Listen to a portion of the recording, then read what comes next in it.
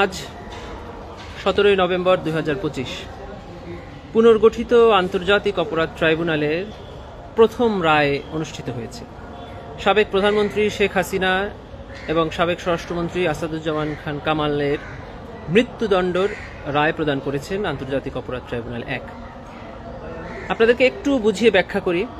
এবং এই মামলার অন্য আসামি চৌধুরী আব্দুল আল মামুনকে 5 বছরের কারাদণ্ড প্রদান করা হয়েছে। সাবেক প্রধানমন্ত্রী শেখ হাসিনা এবং সাবেক স্বরাষ্ট্রমন্ত্রী আসাদুজ্জামান খান কামালের সকল সম্পত্তি বাজেয়াপ্ত করে এই জুলাই গণঅভ্যুত্থানে আহত এবং শহীদদের উপরে অর্পণ করার জন্য রাষ্ট্রকে নির্দেশ প্রদান করা হয়েছে। এই মামলায় প্রসিকিউশনের পক্ষ থেকে 5টি অভিযোগ আনা হয়েছিল। একটি হলো 14 জুলাই আন্দোলনকারীদেরকে একটি সংবাদ সম্মেলনে তৎকালীন প্রধানমন্ত্রী রাজাকার বলে সম্বোধন করেছিলেন। দুই নম্বর অভিযোগটি হলো আন্দোলনকারীদের উপরে লেথাল উইপন অর্থাৎ মারণাস্ত্র হেলিকপ্টার ব্যবহার করে তাদের হত্যার নির্দেশ দেওয়া হয়েছিল। 3 নম্বর অভিযোগ ছিল আবু সাইদকে হত্যা। 4 নম্বর অভিযোগ ছিল চাংখারপুলে আনাস সহ 6 জনকে হত্যা। 5 নম্বর অভিযোগ ছিল আশুলিয়াতে 6 জনকে হত্যার পর লাশ পুড়িয়ে দেওয়া। এই 5টি অভিযোগ রায়ের সময় এসে ট্রাইব্যুনাল 2টি অভিযোগে পরিণত করেছে।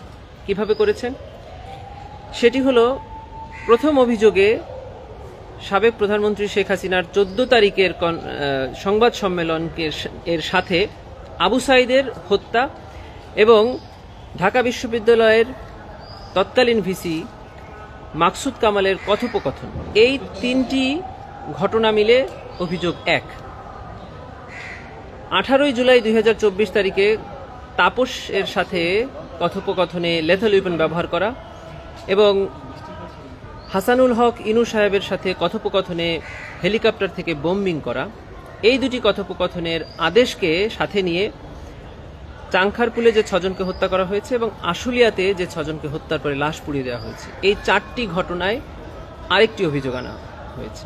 অর্থাৎ 14 তারিখের সংবাদ সম্মেলনের সাথে আবু সাইদের হত্যা একটি অভিযোগ, 18 তারিখে মারণাস্ত্র ব্যবহার করে হত্যার নির্দেশের সাথে চাংখারপুল এবং আশুলিয়াতে 12 জনকে হত্যা।